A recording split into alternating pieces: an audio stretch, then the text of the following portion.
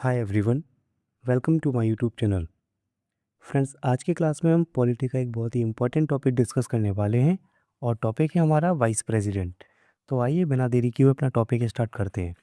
देखिए दोस्तों, जब हम वाइस प्रेसिडेंट की बात कर रहे हैं तो सबसे पहले हमें देखना होगा कि संविधान में यानी कॉन्स्टिट्यूशन में इनका क्या स्टेटस है।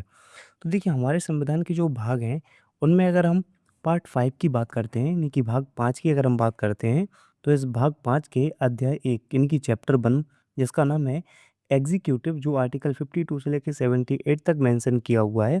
इसमें आप देखेंगे कि एग्जीक्यूटिव में आपको देखने को मिल जाएंगे president, vice president, council of minister यानी कि मंत्रिपरिषद और महान्यायवादी यानी कि attorney general of India. So basically president को तो हम पिछले लेक्चर में डिस्कस कर चुके हैं। आज हम बात करने वाले हैं वाइस प्रेसिडेंट के बारे में, जो है आर्टिकल 63 से लेके 70 तक। अब सबसे पहले हम देख लेंगे कि वाइस प्रेसिडेंट होते कौन हैं। तो देखिए दोस्तों, जो हमारे वाइस प्रेसिडेंट हैं ये हमारे कंट्री के कल्चरल हेड माने जाते हैं, इनकी सांस्कृतिक प्रमुख माने जाते हैं।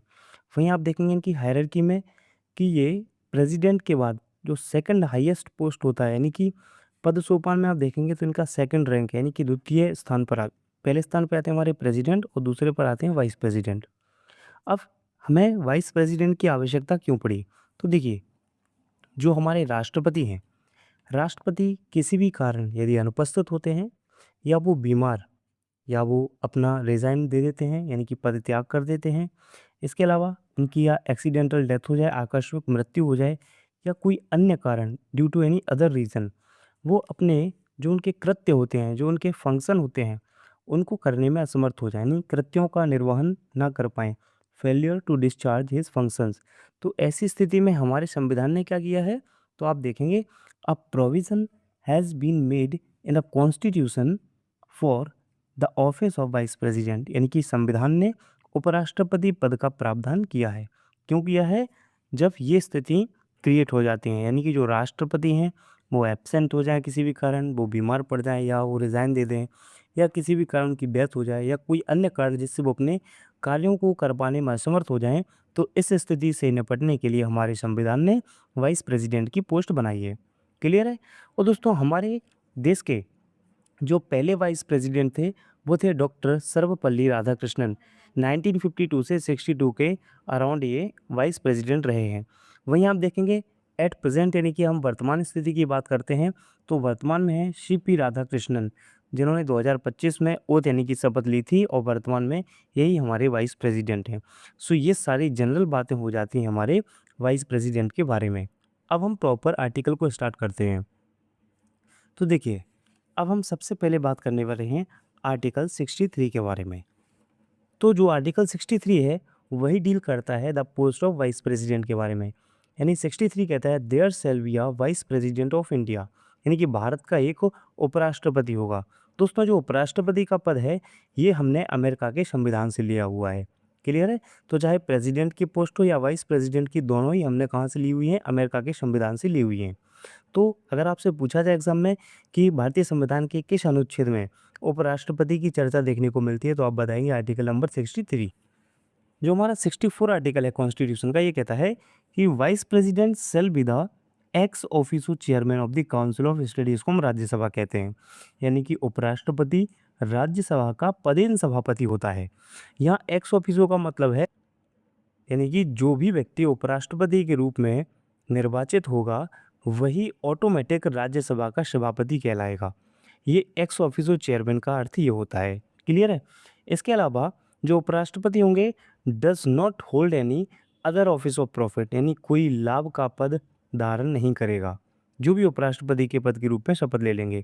इसके अलावा हम देखेंगे कि जो हमारे उपराष्ट्रपति होंगे उनके बारे में अगला पॉइंट बताया जाता है कि is entitled of the salary and allowances payable to the chairman of the Rajya Sabha, यानी राज्यसभा के सभापति को देय वेतन भत्तों का हकदार होगा। ये सारी बातें हमें कहाँ देखने को मिलती हैं? आर्टिकल 64 में।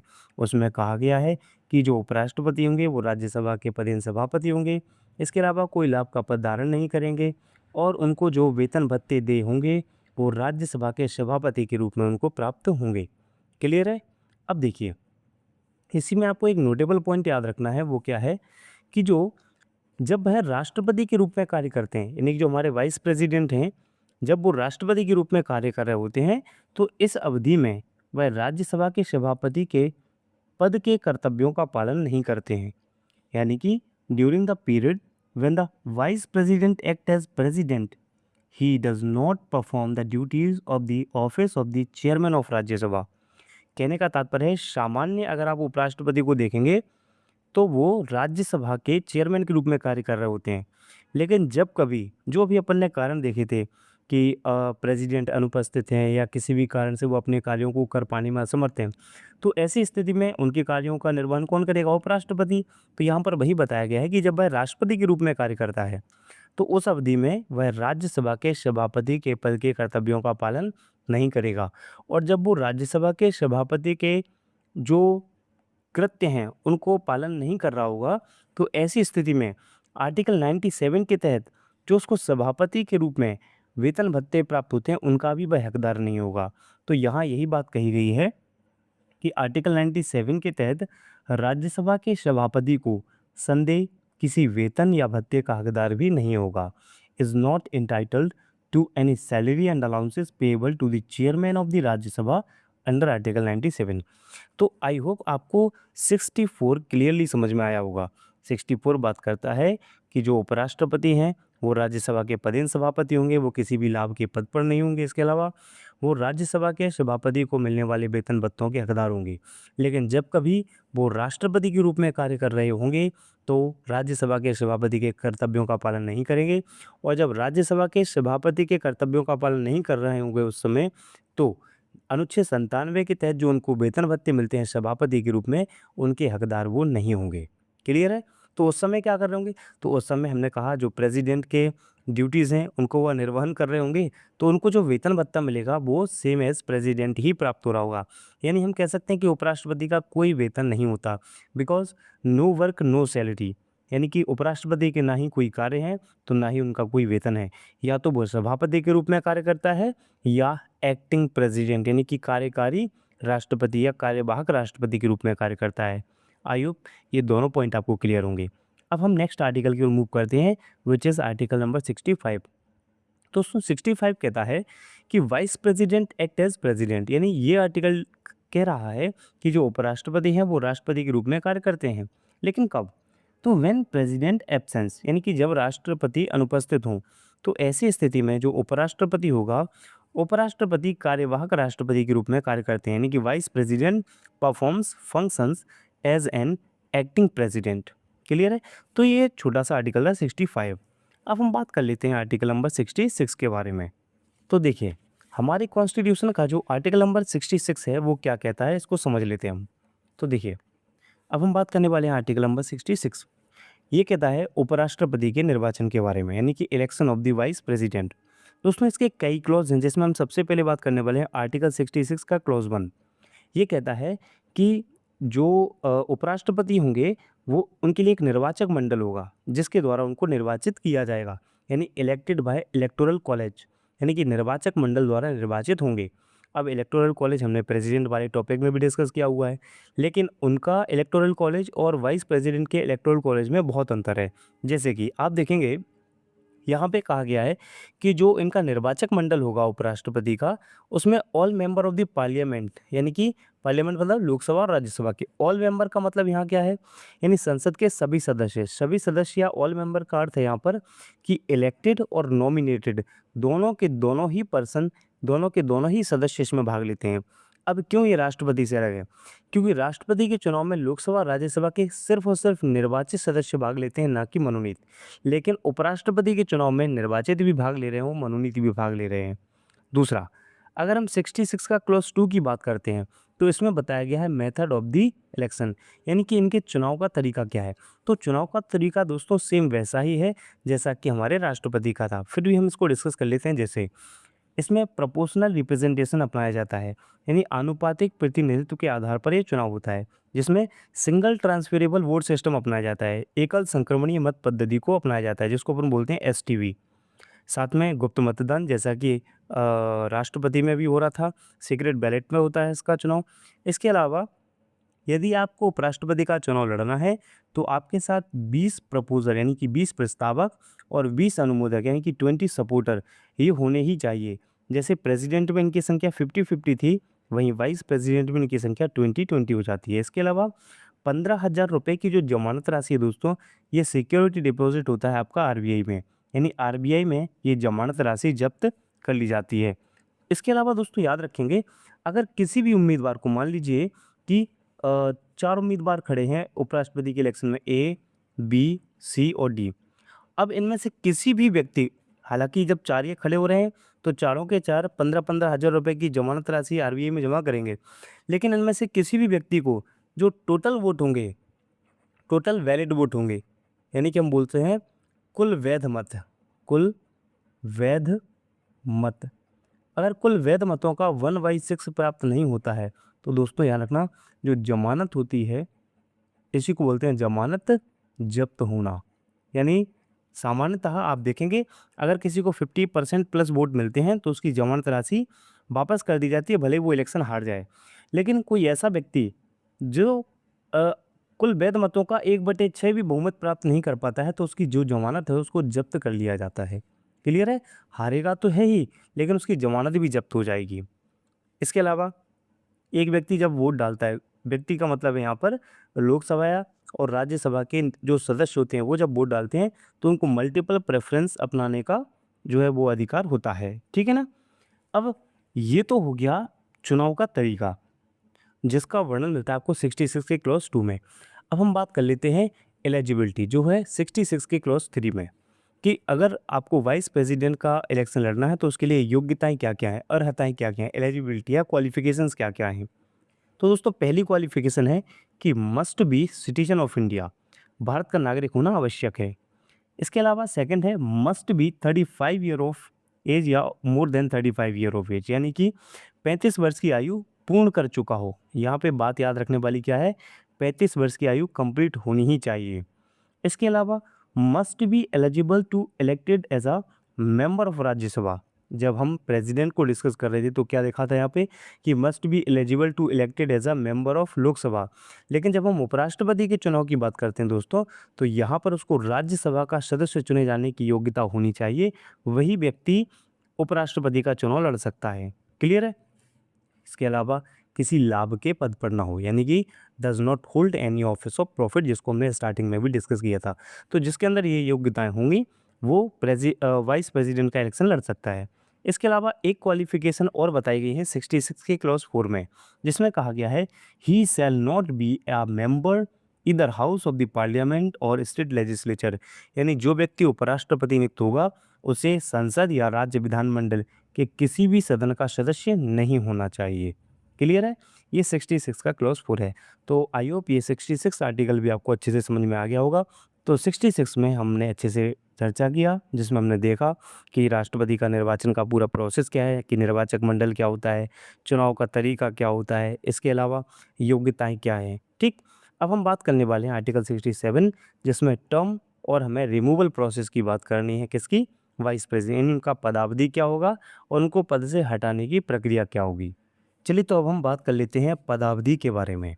तो सबसे पहले दोस्तों पदावधि यानी कि जो टेन्योर है वो क्या है। तो दोस्तों पद ग्रहण की तारीख से 5 वर्ष तक है, यानी कि 5 year from the date on which he upon his office, यानी जिस दिन से उसने अपना पद ग्रहण किया है उसकी तारीख से लेके अगले 5 वर्ष तक वही व्यक्ति उपराष्ट्रपति बना रहेगा। इसके अलावा दोस्तों आप ध्यान रखेंगे, यदि उसकी पदावधि समाप्त भी हो जाती है उसके बाद भी वह अपने पद पर बना रहेगा। कब तक? जब तक कि उसका उत्तराधिकारी चुनकर ना आ जाए, यानी कि he hold office even after the expiry of the term of his office until his successor assume office. जैसे आप देखेंगे कि मान लीजिए ए नाम का बंदा है, इसके 5 वर्ष कंप्लीट हो चुके हैं, तो जब तक अगले जो उपराष्ट्रपति होंगे, मान लीजिए वो सी या डी हो सकते हैं, जब तक ये पद ग्रहण ना करें तब तक यही इस पद पर बने रहेंगे। इसको बोलते हैं कि पदावधि समाप्त हो जाने पर भी वह अपने पद पर बना रहेगा जब तक कि उसका उत्तराधिकारी चुनकर ना आ जाए। इसके अलावा देखेंगे जो उपराष्ट्रपति है can resign to the president, वह अपना त्यागपत्र राष्ट्रपति को देता है। यानी हम कह सकते हैं कि जो प्रेसिडेंट हैं वो अपना रिजाइन वाइस प्रेसिडेंट को देते हैं और वाइस प्रेसिडेंट अपना रिजाइन प्रेसिडेंट को देते हैं। ये आप यहाँ पे ध्यान रखेंगे। अब ये तो हो गया इनकी पदावधि। हमें बात करनी है अब पद से हटाते कैसे हैं।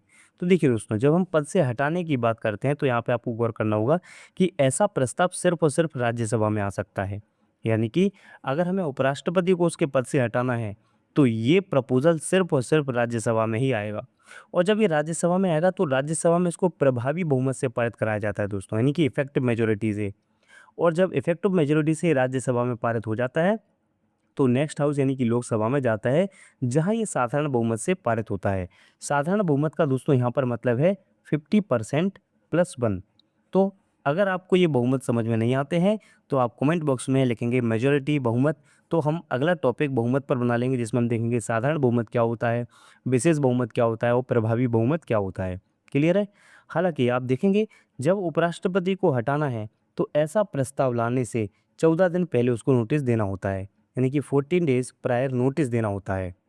तो जब हम 14 दिन पहले नोटिस देंगे तभी यह प्रस्ताव राज्यसभा में लाया जाएगा और उसके बाद जब इसको पारित कर दिया जाएगा तो उसको उसके पद से हटा दिया जाएगा। साथ में आप देखेंगे कि इसके लिए किसी भी प्रकार के इम्पीचमेंट प्रोसेस की आवश्यकता नहीं होती है, यानी कि महाभियोग उपराष्ट्रपति के लिए यूज़ नहीं होता है। और ध्यान रखेंगे महाभियोग हमने डिस्कस किया था, ये आर्टिकल 61 में है जो कि सिर्फ और सिर्फ प्रेसिडेंट के लिए यूज़ होता है। क्लियर है। तो ये हो गया पदावधि और पद से हटाने की प्रक्रिया। हमारा नेक्स्ट आर्टिकल जो है आर्टिकल नंबर 68। तो चलिए अब हम बात करते हैं आर्टिकल नंबर 68 के बारे में। तो देखिए दोस्तों, 68 किसकी बात करता है। इसमें कहा गया है कि रिक्ति को भरने के लिए चुनाव का समय, time to holding election to fill vacancy. देखिए दोस्तों, रिक्ति का मतलब क्या है। रिक्ति का मतलब है कि वाइस प्रेसिडेंट की जो पोस्ट है वो खाली हो जाए। तो सबसे पहले तो election shall be completed before the expiration of term. सबसे पहली तो शर्त ये है संविधान में कि जो उपराष्ट्रपति अभी हैं उनका कार्यकाल पूरा हो उससे पहले ही चुनाव करा लेने होंगे। मान लीजिए हमको पता चल रहा है कि अब उनके 5 वर्ष होने वाले हैं तो उसके कंप्लीट होने से 6 महीने पहले ही चुनाव करा लिए जाएंगे। मान लीजिए एक तो ये हुआ, इसके अलावा कभी कोई बीच में ही इस्तीफा दे दे या उनके खिलाफ हटाने का प्रस्ताव पारित हो जाए या उनकी डेथ हो जाए तो ऐसी स्थिति में भी तो रिक्ति हो रही है। तो ऐसी रिक्ति में क्या होगा, election must be held as soon as possible, यथाशीघ्र निर्वाचन कराने होंगे, जिसकी हम बोल सकते हैं कि मैक्सिमम ड्यूरेशन होता है 6 मंथ, यानी कि 6 माह। 6 माह के भीतर भीतर चुनाव करा लेने होंगे। तो ये हो गई किसकी बात, time of holding election to fill vacancy, जिसका वर्णन आर्टिकल 68 में हमें देखने को मिलता है। और अब हम बात कर लेते हैं आर्टिकल नंबर 69 और 70 जो हमारे फाइनल आर्टिकल होने वाले हैं वाइस प्रेसिडेंट के। तो 69 में कहा गया है ओथ एंड अफर्मेशन, यानी कि उपराष्ट्रपति को शपथ या उनको प्रतिज्ञा कौन दिलाता है। सो इनको शपथ दिलाते हैं बाय दी हमारे प्रेसिडेंट। यदि मान लीजिए प्रेसिडेंट उपस्थित ना हो तो ऐसी स्थिति में any person appointed on behalf of him, यानी कि राष्ट्रपति द्वारा या उनके द्वारा नियुक्त किसी प्राधिकारी द्वारा क्या दिलाई जाती है, शपथ दिलाई जाती है। क्लियर है दोस्तों। अब हम बात कर लेते हैं आर्टिकल 70 जो कि हमारा लास्ट आर्टिकल है वाइस प्रेसिडेंट से रिलेटेड। सो देखिए, इसमें कहा गया है discharge of president's functions in other contingencies, मतलब अन्य आपात परिस्थितियों में राष्ट्रपति के कर्तव्यों का निर्वहन करना। यानी ये कहा गया है कि कभी कोई ऐसी आकस्मिक स्थिति आती है तो उस स्थिति में भी उपराष्ट्रपति ही राष्ट्रपति के कृत्यों का निर्वहन करेगा। लेकिन ऐसी स्थिति में जो प्रावधान है उसको बनाने का अधिकार किसके पास है, हमारी पार्लियामेंट। तो कहते हैं पार्लियामेंट में मेक प्रोविजंस, यानी कि संसद इस प्रावधान को कर सकती है। क्लियर है। तो इस प्रकार से हम देखते हैं जो हमारे वाइस प्रेसिडेंट के आर्टिकल थे वो पूरी तरह से फिनिश होते हैं और हमारा वाइस प्रेसिडेंट का टॉपिक भी फिनिश होता है दोस्तों। तो याद रखेंगे 63 से हमने डिस्कस किया है आर्टिकल 70 तक, जिसमें हमने वाइस प्रेसिडेंट के बारे में चर्चा की है। हालांकि 71 जो आर्टिकल है उसको हम प्रेसिडेंट वाले टॉपिक में कवर कर चुके हैं, जिसमें कहा गया है कि यदि प्रेसिडेंट और वाइस प्रेसिडेंट के बीच में जो चुनाव से संबंधित कोई डिस्प्यूट होता है, विवाद होता है, तो उसको सेटल कौन करेगा, हमारा सुप्रीम कोर्ट करेगा और उसका जो निर्णय होगा वो फाइनल होगा। तो ये आर्टिकल 71 हो जाता है, जिसको हम कह सकते हैं कि ये भी वाइस प्रेसिडेंट से जुड़ा हुआ आर्टिकल है।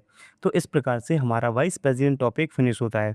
दोस्तों याद रखेंगे अगर आपसे कभी भी पूछा जाए वाइस प्रेसिडेंट के फंक्शन क्या हैं, यानी कि जो उपराष्ट्रपति हैं उनके क्या कार्य होते हैं, तो ध्यान रखना इनका कोई कार्य नहीं होता है। और जब कार्य नहीं होता है तो वाइस प्रेसिडेंट का वेतन यानी कि सैलरी भी नहीं होती है। तो आप कहोगे फिर ये पोस्ट क्या है? तो मैंने आपको बताया वाइस प्रेज़िडेंट या तो चेयरमैन ऑफ राज्यसभा होगा या वो एक्टिंग प्रेज़िडेंट होगा। तो जब वो एक्टिंग प्रेज़िडेंट के रूप में कार्य कर रहा होगा तो सैलरी अलाउंसेस वो मिल रहे होंगे, और जब वो राज्यसभा के चेयरमैन के रूप में कार्य कर रहा होगा तो सैलरी एंड अलाउंसेस उसको वो मिल रहे होंगे। आई होप ये पॉइंट भी आपको क्लियर होगा।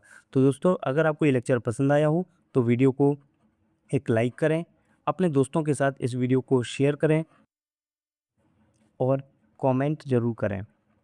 इसके अलावा दोस्तों, अब हम कुछ क्वेश्चंस आपको स्क्रीन पे दे रहे हैं। इन क्वेश्चन के आंसर आप हमें कमेंट बॉक्स में बताएँगे। तो मिलते हैं नेक्स्ट वीडियो में, तब तक अपना ध्यान रखें। धन्यवाद।